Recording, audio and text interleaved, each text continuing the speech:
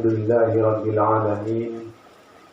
Wassalatu wassalamu ala sayyidina Muhammadin wa ala alihi wa sahbihi ajma'in.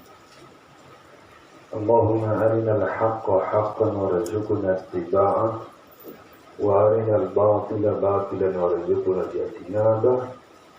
Waj'alna mimman yastami'una al-qawla fayattabi'una ahsanah wa adkhilna bi rahmatika fi ibadika sholihin. Jamaah santri suluk Pondok Pesantren Al-Amin Mompang yang dirahmati Allah, kita masih dalam kajian tentang taubat. Kenapa kita perlu taubat? Karena ada dosa. Apa itu dosa? Hijabun bainal 'abdi war-rabb. Pendinding antara hamba dengan Tuhan. Maka Anda perlu menghapus pendinding itu dengan istighfar. La sugirota ma'al isra wala kabirota ma'al istighfar. Jangan anggap enteng dosa-dosa kecil. Itu akan menjadi dosa besar. Dan tidak ada lagi dosa besar kalau diiringi dengan istighfar. Pernah Rasulullah dan para sahabat berjalan di tengah padang pasir, berhenti sejenak. Rasulullah menyuruh para sahabat mengumpulkan sampah, tumpukan di satu tempat sehingga banyak. Apa kata Rasulullah? Sedikit sepotong, ada kertas, ada potongan kayu, botol dan sebagainya, tertumpuk. Bukan lagi sampah kecil sedikit menjadi besar. Kalau kalian lihat baru-baru dibongkar asrama putri besar, luar biasa. Ada rekaman videonya. Berapa tahun makan dia kerupuk, masukkan ke bawah. Satu, dia makan sesuatu, dia tidak buang sampahnya, dia tidak bersihkan itu asrama, masukkan ke bawah. Setelah terungkap, Buya sendiri langsung melihatnya. Bukan lagi sampah sedikit, itu kecil, sudah sampah banyak, berkarung-karung. Dosa itu pun demikian.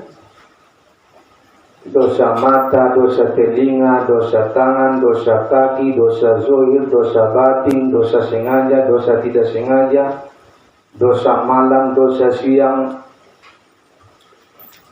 Banyak dosa itu. Tapi kalau diikuti dengan istighfar, taubat kepada Allah, dosa itu hapus.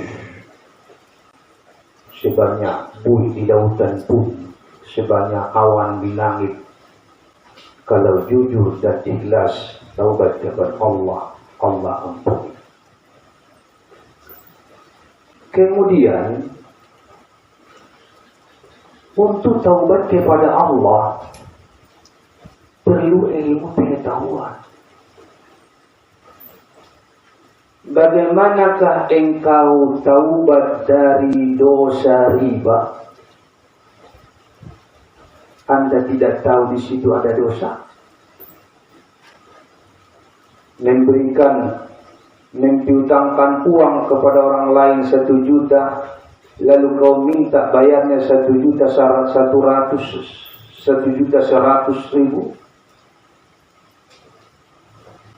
Yang memberikan berdosa, yang menerima berdosa, riba. Kalau engkau tidak tahu di situ ada ilmunya, ada dosanya, bagaimanakah kau tobat dari dosa itu? bagaimanakah engkau taubat daripada dosa durhaka kepada orang tua? Orang yang tidak melaksanakan wasiat orang tua durhaka. Amang dan juga sekolahmu berpengadong ayat. Bertuju melu rumah dan juga sekolahmu perjuangkan pelihara jago adik-adikmu. Itu wasiat. Tanda anda yang taat patuh kepada orang tua, laksanakan wasiatnya yang baik. Kecuali wasiat menyuruh maksiat. La ta'ata li makhluqin fi ma'siyatil khaliq. Siapapun, meskipun orang tua, kalau menyuruh kepada dosa maksiat kepada Allah, jangan taat.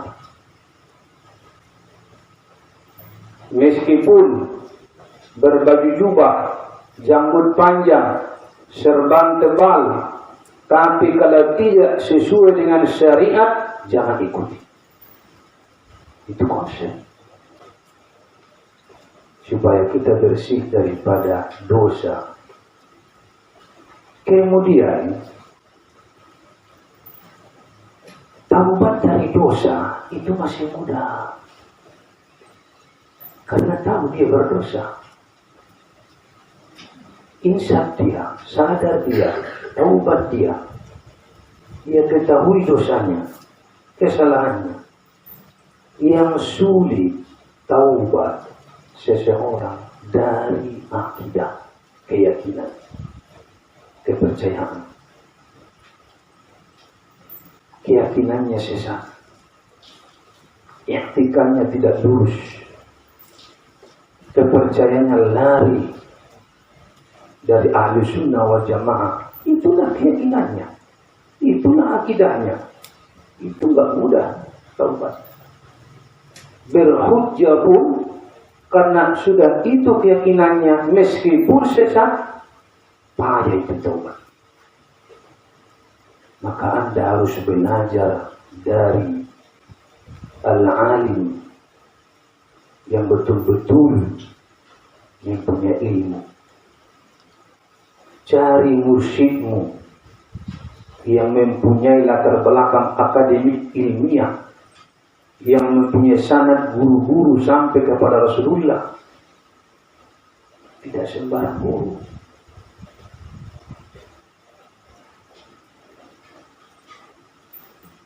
Kemudian ada seorang pemuda datang kepada Ibrahim bin Adham yang disebut dengan laqab Aba Ishaq. Lalu anak muda ini dia ingin bebas. Kenapa ada tekanan? Ada ikatan, ada hukum dan sebagainya. Orang liberal sekarang begitu cara pikirnya. Hati-hati. Jangan sampai engkau dicaplok oleh orang liberal otakmu. Dicaplok oleh orang-orang sekuler. Orang-orang ateis. Nanti menjadi itu akidahmu, kepercayaanmu liberal. Membenarkan semua agama. Membenarkan semua pikiran. Membenarkan semua keinginan. Allah tidak punya hak menyalahkan kita hamba ini yang dia ciptakan. Kalau menurut keinginanku, pikiranku, hawa nafsuku, cocok baik bagiku, ya terserah akulah ciptaannya.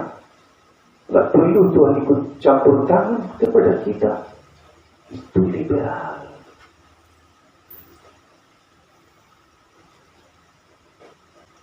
Hati-hati.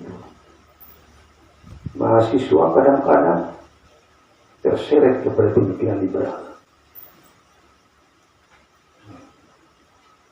Dia salahkan para ulama-ulama yang dulu, yang sudah istiqomah, yang kuat dalilnya, Al-Quran hadisnya. Karena pemikirannya dia salahkan. Hebat kali dia. Pemikiran sekuler. Tidak ada hubungan negara dengan agama ini. Agama adalah bukan milik negara, tetapi keyakinan seseorang. Memang keyakinan seseorang. Tapi negara, di situ ada pemimpin khalifah. Sinfani minan nas idza suluhal bilad wa idza fasada al bilad al ulama wal umara. Dua golongan manusia apabila baik yang dua ini, baiklah negara itu, ada kaitannya ke negara. Apabila rusak yang dua golongan ini, rusaklah negara itu. Siapakah itu? Al ulama, al umara. Kita ini di dunia. Rabbana atina fid dunya hasanah wa fil akhirati hasanah wa qina adzabannar. Kalau pemimpin negara itu mukmin, maka akan dia buat rakyatnya beriman. Dia buat kegiatan keagamaan. Dihadirkan ulama dan guru menerangkan akidah. Dia pemimpin negara, pemimpin daerah. Jadi anak muda ini datang, dia ingin bebas melampiaskan keinginan hawa nafsu yang di dunia ini. Apa kata Ibrahim Adam? Kau boleh memperbuat apa yang kau inginkan dalam kehidupan dunia ini, tapi dengan ada 5 syarat. Kalau engkau mampu salah satu dari yang 5 syarat ini, bebas. Apa-apa. Tapi kalau kau tidak mampu satu pun daripadanya, jangan coba-coba. Apa itu katanya? Ya Aba Ishaq wa mahiyah. Kalau engkau mau maksiat, memperbuat dosa, jangan berbuat di dalam dunia Allah ini. Ya Aba Ishaq, mana lagi dunia yang lain kecuali hanya ini dunia Allah. Baik, berikan padaku yang kedua. Kalau engkau mau memperbuat dosa maksiat, laksanakanlah ke tempat yang tidak nampak Allah. Ya Aba Ishaq, kemana aku pergi? Baik malam, siang, sembunyi dimanapun Allah mengetahui, melihatnya. Lalu yang ketiga apa katanya? Wahai anak muda, silakan berbuat maksiat, turutkan hawa nafsumu, tapi jangan makan rezeki yang diciptakan Allah itu.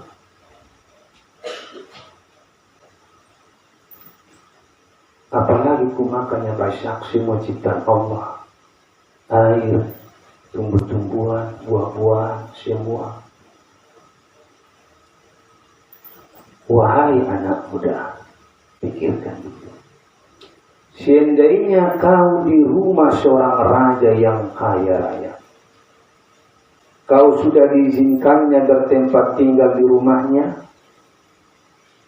dia berikan makan minummu di rumahnya, apakah engkau sampai hati lagi memperbuat sesuatu yang membuat marah raja itu? Ya Aba Ishaq, baru 3. Apa yang keempat?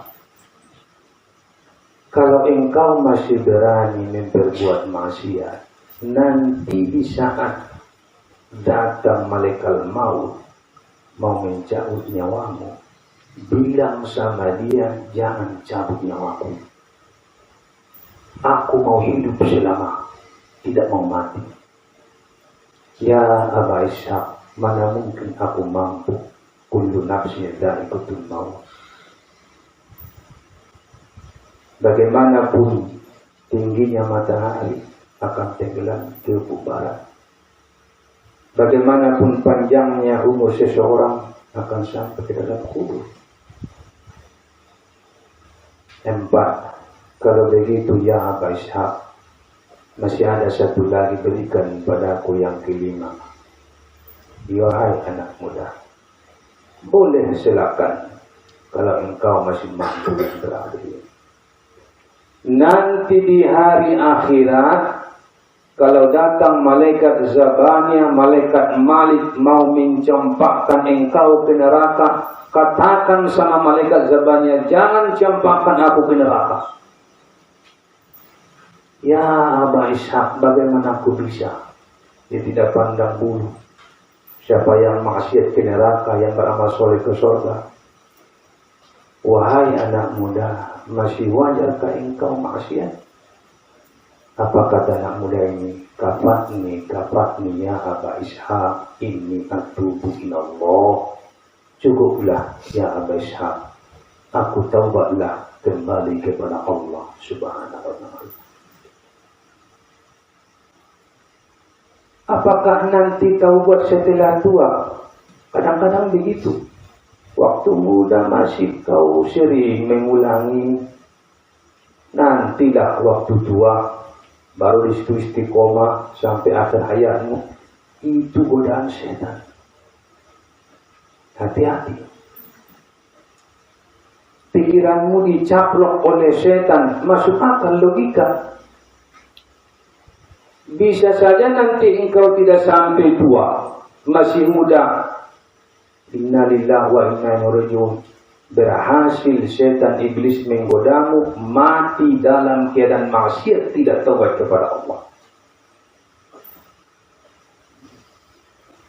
Jadi kapan taubat? Kapan engkau melakukan kejahatan, keburukan, dosa, istighfar. Mandi taubat, salat sunat taubat, istighfar.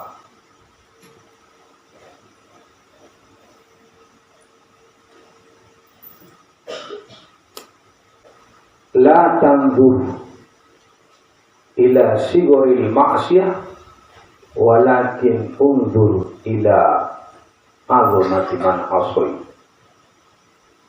Jangan lihat kepada kecilnya dosa yang kau perbuat, tetapi lihatlah kebesaran keagungan Allah yang engkau maksiati, yang engkau lawan. Selama engkau masih bisa segera taubat, jangan terlambat. Karena kita ini seperti kaca cermin tadi, setiap hari mungkin kaca cermin itu kena debu. Lap. Datang debu, titik, lap. Sehingga dia nanti bersih. Tapi kalau engkau anggap enteng debu, yang kecil. Debu, kaca bisa kabut, nggak nampak lagi kita bercermin di situ. Gelap. Begitulah kata Imam Ghazali hati manusia itu. Jangan biarkan hatimu seperti itu. Maka resep langkah yang pertama untuk thoriqul wusul ilallah, jalan menuju Allah, adalah taubat kepada Allah. Paksa taubat. Lebih baik engkau terpaksa suluk dan mendapatkan ketenangan, kebahagiaan, daripada engkau mengikuti hawa nafsu sukarela tapi mendapatkan kesusahan, kegelisahan, gundah gulana. Sholat malas, Tuan Guru belum ada itu rasa malasnya, Tuan Syekh. Dan ada godaan, hamba usah dulu, kau capek istirahatlah. Jangan turunkan itu. Fa idza faraghta sholat wa ila rabbika. Sudah kau mengerjakan sesuatu kebaikan, kemudian sudah selesai, ulangi lagi. Sudah kosong, ulangi lagi. Terus bersambung. Tidak ada istirahat kecuali setelah alam barzakh. Imam Hambali nampak para sahabat, para jamaahnya tidak ada istirahatnya.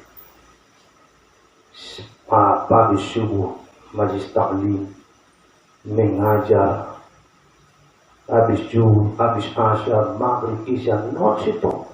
Lalu ada seorang bertanya, ya Syekh, kapankah istirahat? Apa dia bilang? Nanti setelah di alam kubur. Tanda orang hidup di dunia bergerak, beramal. Maka buktikan kehidupan dengan beramal. Kita yang sudut ini bukan lagi mengajari supaya pintar. Kalau mengajari Anda supaya pintar, sangat mudah. Dibeli handphone Android 5 juta udah. Di situ ada kau belajar. Ada Google, ada internet, ada YouTube, ada TikTok, ada apalagi mencari ilmu. Tapi tidak beradab. Semakin banyak orang-orang pintar sekarang, tetapi semakin banyak tidak beradab kepada gurunya, kepada orang tuanya, temannya. Dianggap lucu-lucu, tapi sudah menyalahi adab. Al-adabu fawqal ilmi. Apa kata Rasulullah? Adabani Rabbi. Tuhanku mengajari aku beradab. Begitulah Allah Subhanahu wa Ta'ala. Langsung Rasulullah gurunya Allah. Waktu kecil, anak yatim. Di situ mulai pendidikan, tarbiyah, mengembala kambing, belajar menyimpan hewan ternak, belajar sabar menghadapi berbagai macam corak tingkah laku kambing. Sampai Rasulullah bersabda, innama bu'ithtu liutammima makarimal akhlaq. Nanti akan dicari orang di mana pondok pesantren yang mengajari adab.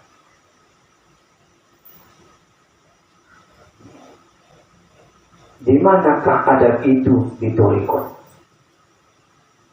Di suluk, belajar beribadah, belajar tertib, belajar disiplin, belajar saling menghormati dan menghargai, belajar melangkah kaki dengan tertib. Itu semua ada dasar-dasarnya, ada dalilnya. Banyak anak-anak pintar tapi tidak beradab. Maka kalau mau datang untuk suluk, tinggalkan ilmumu di luar pagar itu. Buya tidak minta ilmu yang tinggi. Datang ke sini sami'na wa ata'na. Ikuti. Termasuk yang paling utama, sholat berjamaah. Tiang agama. Banyak ilmumu, banyak ibadah, sedekah, yang lainnya. Tapi kalau sholatmu tidak beres, inilah yang mula-mula akan dihisab. Kalau beres sholat, insya Allah amal yang lain akan mengikut keberesan sholat, mudah masuk surga. Kau beli ada kursi, televisi, kulkas, dispenser, tapi tidak ada rumah. Kenapa tidak berdiri rumah? Enggak ada tiangnya pun. Berserakan. Kokohkan dulu tiang agama. Di sini pelatihannya. Yang 10 hari ini kau rasakan. Mungkin sebelumnya biasa-biasa saja. Ini pun mula-mula ibarat mendaki. langkah pertama berat, sulit, nanti sudah terbiasa, akan mudah.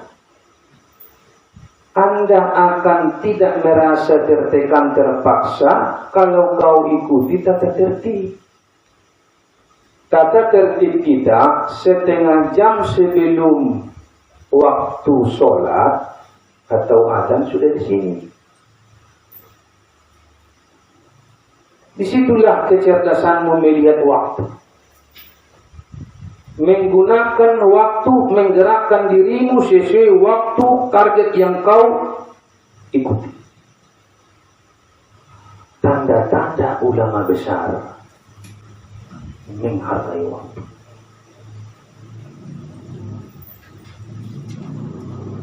Wal asr, demi masa. Coba waw harful qasam, huruf sumpah. Sampai Allah bersumpah dengan masa. Allah itu maha besar. Berarti menunjukkan masa itu sesuatu besar, masalah besar. Orang yang tidak menggunakan waktu hidupnya di dunia, masalah besar.